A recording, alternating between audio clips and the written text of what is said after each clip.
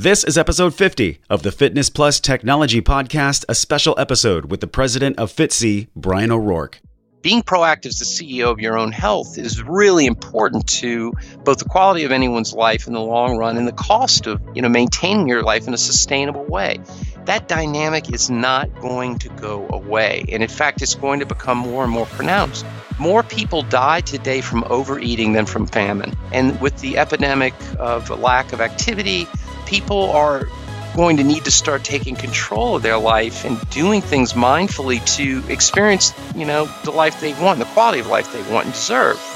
Welcome to the Fitness Plus Technology Podcast for club owners, operators, and fitness professionals. I am your host, Josh Trent, and this is your number one trusted resource for the accelerating world of fitness technology. Each week, we bring you an expert interview with a global influencer at the crossroads of fitness and technology. You'll gain the insights, tools, and inspiration you need to stay connected to the pulse of what matters most for your fitness business in the age of exponential technologies. As we fast approach the one-year anniversary next month for the Fitness Plus Technology Podcast, today we're guided through some of 2017's most critical insights at the bleeding edge of trends and forecasts in our space with the president of the Fitness Industry Technology Council, Bryan O'Rourke. In this special 50th episode, we cover so much ground and discuss the pivotal fitness and wellness devices for the cloud so that our club operators, owners, and trainers can embrace the meaningful technologies and not fall behind the competition. We learn from Bryan about his take on the way our three basic models we see in the commercial fitness space are being disrupted, why more people die today from overeating than from famine, and the social and economic forces at play that have a direct impact on how all of us will do business in fitness in 2018 and beyond. If you've been listening to the show for a while and have gotten value from one or many of our expert guests, simply scroll down on your show artwork right now from your phone, leave us a 5-star review for the podcast. Your voice helps the show reach more leaders and savvy fitness tech-minded pros like you and gives our industry a voice for what it needs right now, that credible, trustable, and tactical information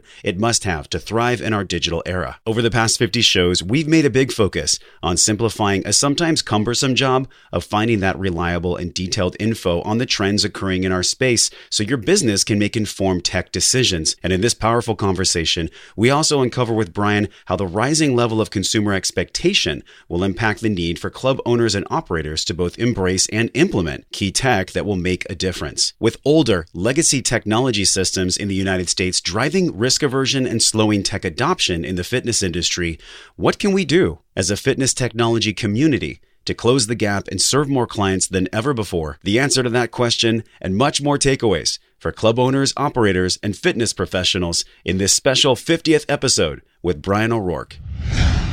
Welcome back to a very special episode, our 50th podcast here on the Fitness Plus Technology Show with our return guest, our first guest, to talk to us about the new era of exponential technology. Just this technology that's growing so quickly in our industry space. And it's Bryan O'Rourke. You know him very well from the podcast Closer.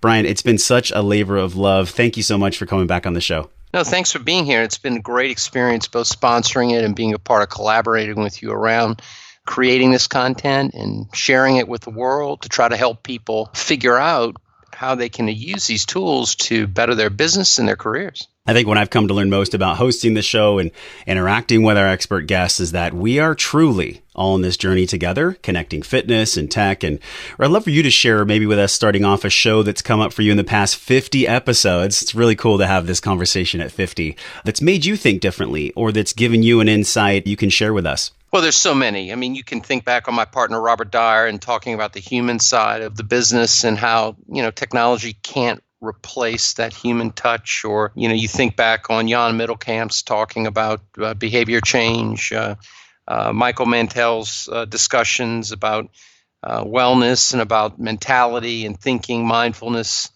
Everyone from Marty at Club OS to Dan McDonough to, Dana Milkey, with his group with In Touch. And the things they shared. I mean, every one of these podcasts, I take something away that makes me think a little differently. I think back to Jim Worthington and his talk about the FIT Act, and they're up at Congress right now. In fact, today, working on the Hill with the leaders, Adam, of course, on our board with Golds, and they're doing a lot of things at reinventing their business model, and that made me think about a lot of new things. I could go on. Your recent one with Team Exos was fantastic.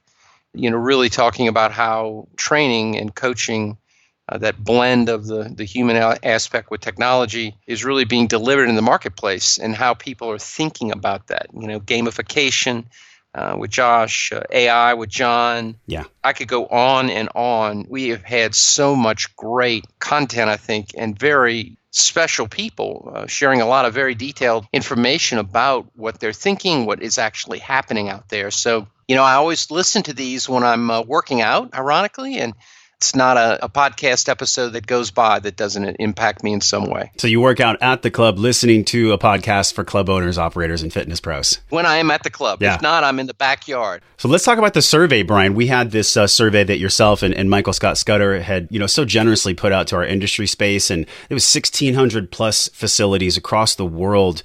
What was something that you learned from that survey that kind of shocked you, maybe surprised you a little bit? Anything top of mind there? I don't know if it shocked per se, but I think that certainly there were some things that stood out that became evident when it comes to this gap that exists out there in not just the fitness industry, but pretty much most marketplaces today.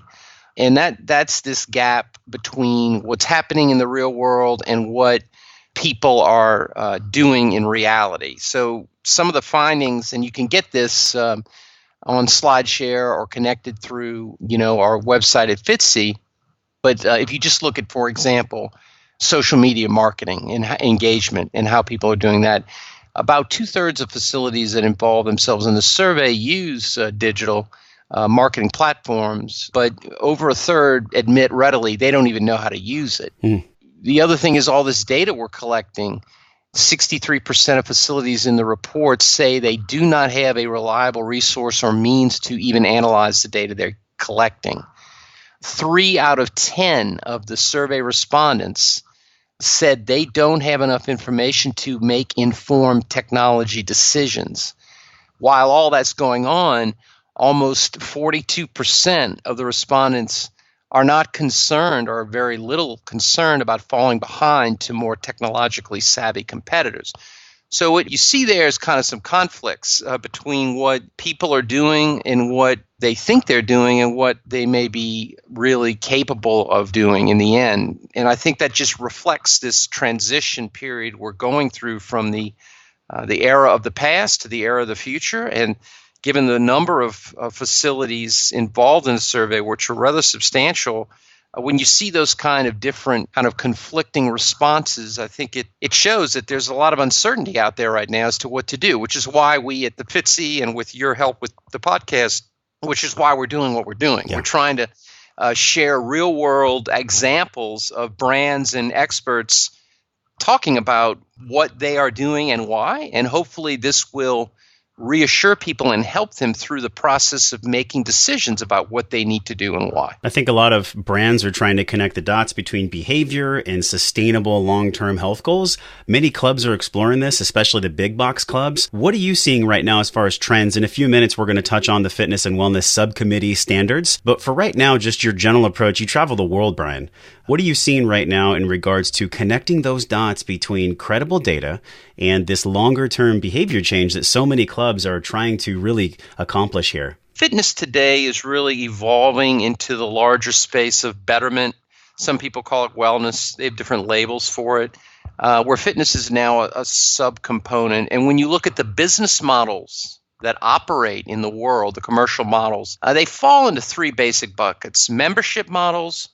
And those membership models are really about selling first and not really as so much about outcomes. There'll be a small portion of the population that experiences the benefit of exercise, but frankly, they'd benefit from that if they just walked outside briskly for 25 minutes every other day. Yeah. And not taking anything away from commercial clubs, but a lot of commercial operations under the membership model are really in the business of selling memberships. They're really not in the business of outcome. The second group is really the entertainment or kind of community entertainment dynamic, which could be labeled under things like, Spartan Racing or Tough Mudder, or, there are sub-communities like Zumba and others, where people are really connecting through their communities, and exercise is a component of that. Entertainment's also a component of that, kind of a socialization construct. And then we have outcomes. And outcomes is such a small aspect of what the marketplace is today, but I think it is going to show the highest aspect of growth because of a couple of key things. Number one is that we've got to become the CEOs of our own health. And this is a challenge around the world because the economics are not sustainable. Even when I was in Japan, which has a phenomenal healthcare system, it's a largely public system. And even in Japan, with their huge investment in recreation centers, they are dealing and wrestling, even though they have huge longevity and much fewer problems from a health perspective, with the cost of care, traditional cost of care. And we all know that that's the case in the U.S. and in other markets and around the world. Being proactive as the CEO of your own health is really important to both the quality of anyone's life in the long run and the cost of maintaining your quality of life in a sustainable way. That dynamic is not going to go away. And in fact, it's going to become more and more pronounced. The other thing is, as we evolve as humans in the world, and as the latest book, Sapiens, which is a great read, I'd recommend that everyone think about reading. We've gone through a big shift as humans as to what we really spend and consume our time on. Instead of just survival, more of a quality of life. More people die today from overeating than from famine. This is a pronounced thing that we have to realize. And with the epidemic of a lack of activity, other things, people are going to need to start taking control of their life and doing things mindfully to experience the life they want, the quality of life they want and deserve. So I think all of these things will make outcomes really more and more relevant. But at the same time, the institutions that have been developed, like sick care in the United States and other places, those institutions aren't really designed to serve as outcome models for the large part. This is what's most exciting when we had J.R. Burgess, episode 29, where we explored medical and fitness. And this combination, Bryan, like you had said, sick care, I think this really addresses that. Do you see the medical aspect of fitness growing more and more? I think Ursa even published something about how to set up referral systems with doctors in the fitness space. Yeah, I think it does. I think that is not going to be an easy thing to solve. I think there's a lot that we have to get through. However, I think that when you have a model in sick care, which truly is driven largely by commercial pursuits, wherein you being ill is part of the profit and loss equation instead of avoiding you being ill in the first place, underlying that is not the incentive or construct that is going to lead to a quality outcome. But I think that that podcast that he did with you is right on point. That's where a lot of this is headed, along with life quality as people become active in their aging, and a lot of social mores and constructs. Large percentages of healthcare dollars are spent in people's final last few months of their lives.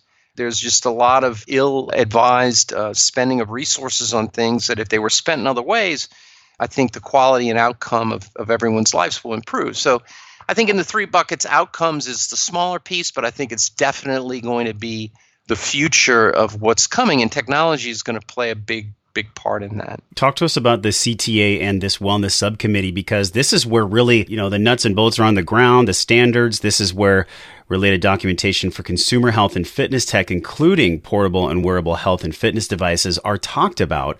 Tell us about this role here with health and fitness and wellness and the CTA. Yeah, the CTA is working on all kinds of standards, from sleep tracking, heart rate, respiration.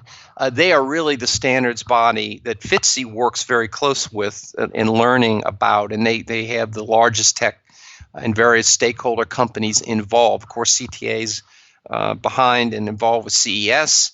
It's a huge consumer aspect, but a lot of the things that are going on in standardization are happening through this vehicle, which is a very intense and very hardworking group that we happen to participate in, going through all these things, because heart rate's one thing, caloric burn's another, but when you talk about hydration, respiration, sleep quality, so many more of these biomarkers that the more we get those, as you've discussed with our very qualified and knowing guest over the months, the better we can collect that data and come to thoughtful understanding of what is really happening for people.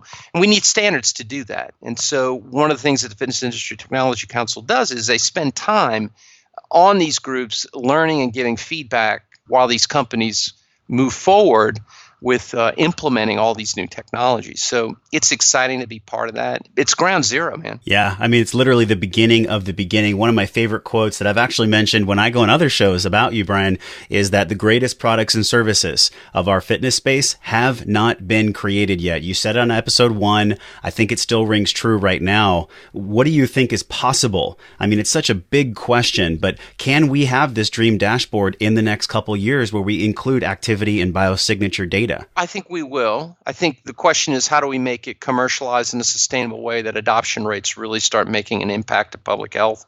And I think we're in the midst of that. Where that happens and when the tipping point comes, I couldn't pretend to know, but all of the mega trends are going there. I think user interface is going to become a bigger thing.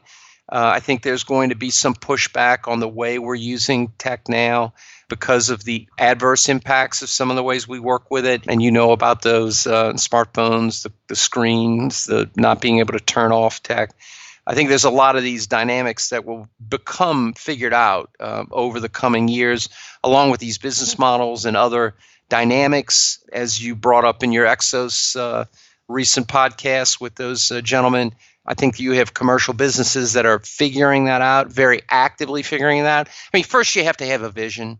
You have to have an understanding of where things are going to actually take the risk to make those things happen. Yep. And I think you have enough players in the space now that get that, and they're on their way. We're going to see this happen. I can't tell you when, but I know it's a lot of people planting seeds with a lot of small apple trees in the orchard. They'll start bearing fruit. Many things growing in the garden. Yes. So we know you don't have a crystal ball, but you do see the trends globally. You were at Sport Tech. This is one of the largest, if not the largest, exhibition of sports and fitness industry in Japan. Can you tell us maybe some things that came up there that would apply to club owners and operators here in the States? Japan's such a great marketplace. Interestingly, from a commercial perspective, they only have about 3% penetration, but they have huge recreation. Swimming is a big thing. Of course, they have the 2020 Olympics. The Japanese are very healthy. Their life expectancy, I think, is over 85 years. Their diet, the way they eat, the way they move, it's a little different than Western culture. They're not so much into weightlifting as much, although with osteoporosis in women, they do. This is becoming a much more thoughtful issue for people. They're looking at integration as well, just as the U.S. is. The Japanese are wonderful innovators. There's a commercial marketplace. Generally, when I talk to leaders in the industry there, they say that they're running a little bit behind the U.S. and Northern Western Europe in commercial applications, but they now are home to the largest venture capital firm in the world. They are making huge investments in wearable and health technologies. And so I think the Japanese are very thoughtful in having a vision of what is coming. And I think they're very much involved in putting their money where their mouth is through their investments. So they're big players and very, very honorable and wonderful people to visit. Episode 43, Marty talked about how the U.S. is behind in adoption and how it seems like every time he travels over to Asia that he finds that we're even more behind. How do we make up this space? I mean, is there a way of being? Is there a technology adoption protocol for us here in the States? How can we catch up with what he explained to seem to be an exponential lag curve? The reason that China, for example, when I was there last year, the reason we talked about the leapfrog effect, and the reason that is that when you're not hampered by legacy systems, they don't serve as a burden to jumping to the next level. And you see this in Africa right now with banking. There's a lot of infrastructure that isn't necessary to build because they're already on to the next technology. So wherein for us, when you have a way to do things that has worked for a long time, there's risk aversion. People will not necessarily want to leap to the next thing until they have to. Wherein if you're somewhere where you can't really get to banking or get to certain services other than using a smartphone, which emerged as a relevant and reliable tool before that legacy solution was available, you just won't even worry about it. It's kind of like having to build a fire to boil your water versus using a microwave. If they have the microwave, no one's going to have to waste their time so much on figuring out how to build the fire to boil the water. So I think that's a big driver, which is why I think there's going to be a lot of cross-border innovation coming back to the West from the East and other places in Africa in the next decade or so, because we will see products and services develop there that are aligned to adopting mobile, for example, and other technologies that wouldn't necessarily appear here as quickly. And that will serve as a good litmus test for us to adopt back on the other side. So I think that that's just part of the natural innovation cycle. One of our previous guests was Stephen Gross, the CIO for Good Life Fitness. We talked about the Apple updates that have come out. How do you believe that iOS 11 and the way that we're going to be able to use this access control reader, the ability to really have the payment, the scheduling, and everything that we talk about in this seamless ecosystem actually exist? How do you think that's going to affect it for club owners? Well, it's going to make it increasingly consumer-centric. And if you're not part of that ecosystem of conducting business and relating to the user, you're going to be at risk. It may not be imminent, but it's certainly going to be a track that people are going to look to rely on. And Steve, by the way, who we all love Steve, he actually just climbed Mount Fuji himself, I think last week. He was in Japan. But yeah, I think that Apple will continue to push this forward, as well as Fitbit and other players, including Garmin and others. I think there's a lot to go on the user experience component of it. There's the tech, and then there's making that tech like air, where people don't even need to think about it to use it. But I think we're well on our way. When you think back on what that device, the Apple Watch, initially was, and here's mine, I have it on. And with LTE coming in, with what's happening, with the AirPods, with gesture around Siri, you see what's happened just with Google Home and Alexa and Echo with Amazon. I mean, voice, gesture, integrated data, user experience cases where you can get what you want, transact business on demand, et cetera. That's just going to become part and parcel of the level of expectation for any consumer. No matter what brand you are, if you are not delivering your experience with those things, being integrated in the long haul, you've run the risk of being left behind, which is what's funny about the FTSE survey we did, when over 42% of respondents didn't think that a technology advantage was a threat to them. That was most surprising to me too. And it really wasn't something that I thought would be that big of a number. But then, as we learned from Dave Wright, the same way that social media came out, 10 years ago, now it seems like it was just yesterday, but people didn't take that too seriously either. No, they didn't. And when we look at what you're talking about with this really, truly seamless technology experience where the user might not even know the technology is running, I mean, we're already seeing that now, right? I'm wearing the Oura Ring. It tracks my HRV, my skin temperature, and it does it all without me punching in anything. I don't even have to wear a watch. So this is just the beginning. And as this functionality grows, Bryan, in our space, how is the Fitness Industry Technology Council going to grow as well? You have an awesome board of directors up there. I'd love to showcase for the audience how you're growing the FitC movement. Well, we did a few things in the last year. One thing is we opened a new membership about a year ago, maybe a little less, for the entrepreneurial component. It's less expensive. We provide mentoring. So we're on call several times a week with people that are founding new businesses that address this future. And we really try to help support them in their efforts, connecting them with various partners. Of course, we continue to try to create and contribute to the creation of content and education for the market, and give a platform to people who are leading the fight for adoption and new business models, so that others hopefully won't be as fearful. They can take some risk and know it's worthwhile doing. Our whole mission is about education. It's about helping organizations and professionals drive adoption so we can improve user experience and grow the industry space. The challenge for the industry now is just the whole innovation thing. I mean, innovating effectively is hard, especially if you're a legacy operator. It's very, very hard because of risk aversion. When you have a kind of a going buggy and a horse, and it gets you from A to Z, and you're watching a new car kind of sputter and get along, but it's moving, it's hard to fathom making that leap to the next thing, until it's too late and the car is going plenty faster and much more conveniently with the roads, et cetera, then your horse doesn't make sense anymore, but it may have been too late. So I think all competitors, especially legacy operators, are faced with that challenge of innovation, is what that risk return dynamic is for them. And that's something that's attuned to the culture of businesses, but it's something that's up to the industry as a whole to paint a picture, paint a path, maybe inspire and show what others have done so that there won't be as much fear to make the leap. And I liked how you brought in the full picture here, because it's also the vendor's responsibility to drive this change as well. So if the club is stuck in that legacy model, they're not going to ask their vendors to innovate. How important is it for the vendors to innovate regardless of the club operator's requests? It's going to be all part of their survival long-term and near-term, and the things that apply to operators will apply to vendors. You can milk your product line given a certain market, or you can shift R&D dollars to that future. That's the decision that shareholders and managers and executives of these companies need to decide. I don't have to tell you the stories of what's happened in the past when it's come to those decisions. Depending on markets, those decisions have cost brands their very existence. They've impeded the progress of a lot of companies, but that's all in hindsight. So it's easy to say those things. It's hard to do them.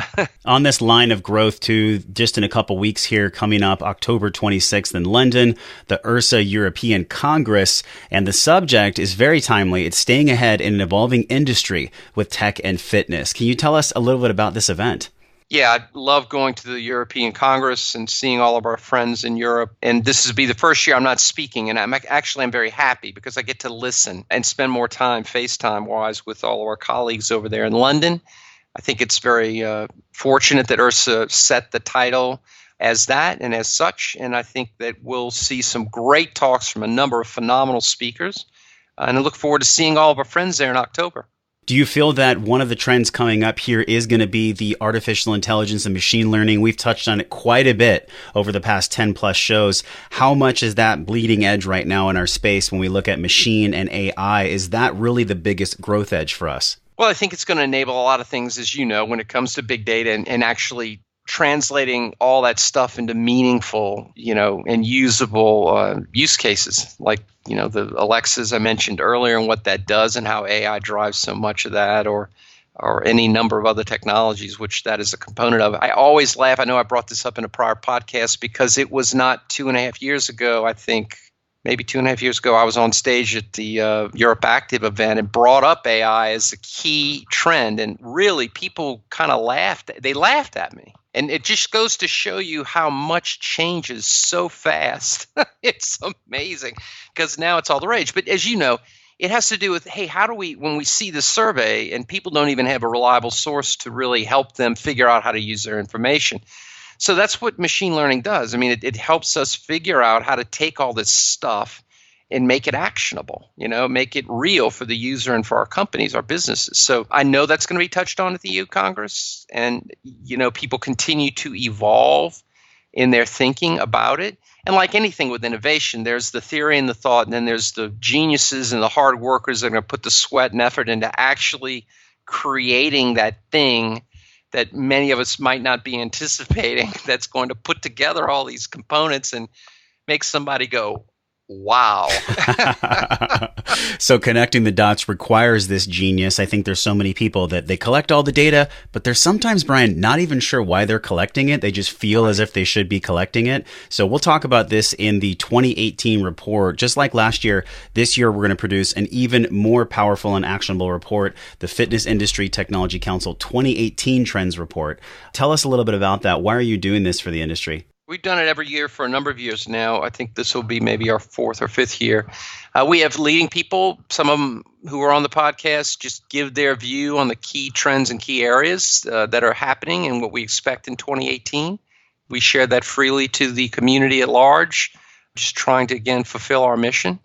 I'm sure we're going to be touching on AI and a number of other things, I think, as well as addressing a redefinition of the industry space, which includes things for us like fashion. And what does that mean? And, of course, nutrition. And what does that mean? Mindfulness that you're aware of, sleep, entertainment, engagement, and, of course, gamification. All these different slices of the world that are coming together to impact people's quality of life. And the podcast is going to continue to bring on some of the biggest thought leaders in our industry. Bryan, when we look at all the information out there, I think a lot of owners, operators, and trainers can become overwhelmed at times by all this information. Yeah. If they were to take a deep breath and pull back here for a moment, from your vantage point, what is just a few things they can do as we close out the end of 2017 to begin to learn about correct adoption and not become overwhelmed by all the information sources? It's a great question. It's not an easy answer. I mean, I think you need to pick a few reliable sources and reliable leaders to follow. I also would be very mindful of what organizations you're working with. The founder of Alibaba talks about in your 20s, after you finish with school, go to work for somebody who is going to teach you a lot. Then, when you get in your 30s and maybe in your early 40s, go out there and do your own thing. Try to get in a position where you can start to influence.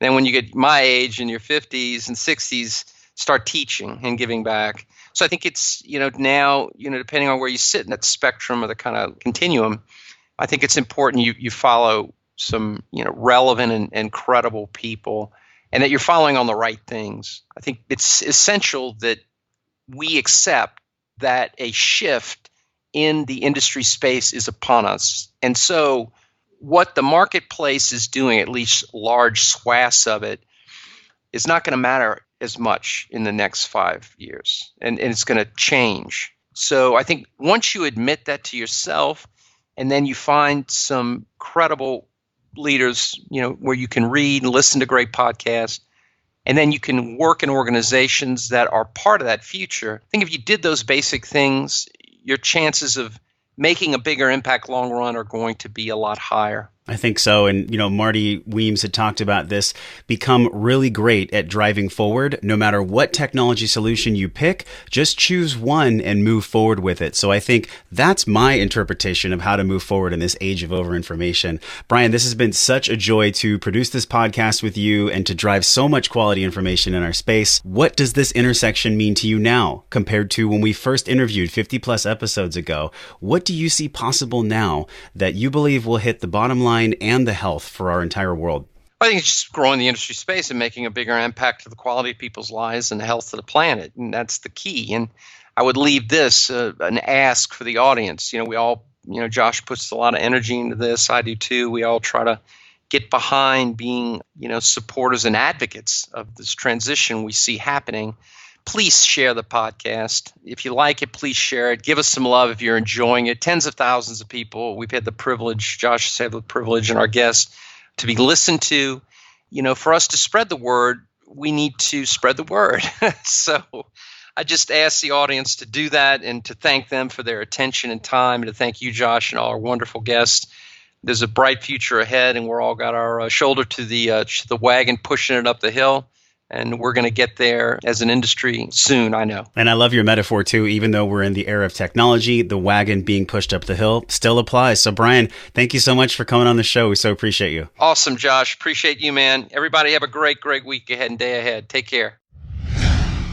As the speed of tech increases, it's important now more than ever for club owners, operators, and fitness pros to make it a priority and literally bake into their weekly calendar the job of seeking out reliable and detailed information on the trends affecting our industry. This habit will provide the ability to make informed technology decisions and ensure members and clients receive the user experience the market is demanding. The advancements in tech have created a seamless fitness experience at many leading facilities, and clubs that fail to stay on top of current trends members want in today's marketplace will surely lead to falling behind the competition. To succeed in this new era of fitness, Bryan believes it's imperative that business models include an emphasis and focus on the health outcomes and results of their members, not just new business units. As our population is suffering from more disease and rising costs of healthcare becomes unsustainable, people across our nation are now seeing that a proactive and results-oriented program is of extreme importance. Bryan shares with us that in this age of overinformation, it's important that we don't fall into paralysis by analysis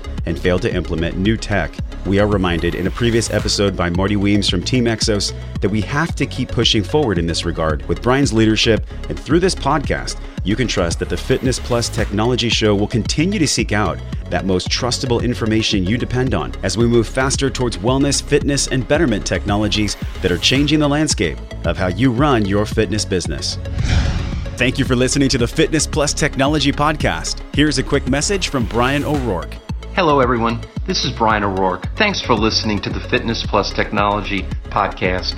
I also want to extend our thanks to Josh and the many, many wonderful professionals who've contributed their time and expertise for free for the health club and fitness industry at large. Wouldn't you like your fitness brand, product, or service to be featured on a podcast like this? I know I would. And that's why the Fitness Industry Technology Council, myself, and our companies like Moon Mission Media, Baderi Ventures, and Vertimax, among others, have been underwriting the podcast for the last 9 months. Check the show notes for details and consider becoming a sponsor. It's a great way to reach thousands of industry professionals in the fitness and health club space and be a part of educating people on technology adoption and all the opportunities it's going to provide.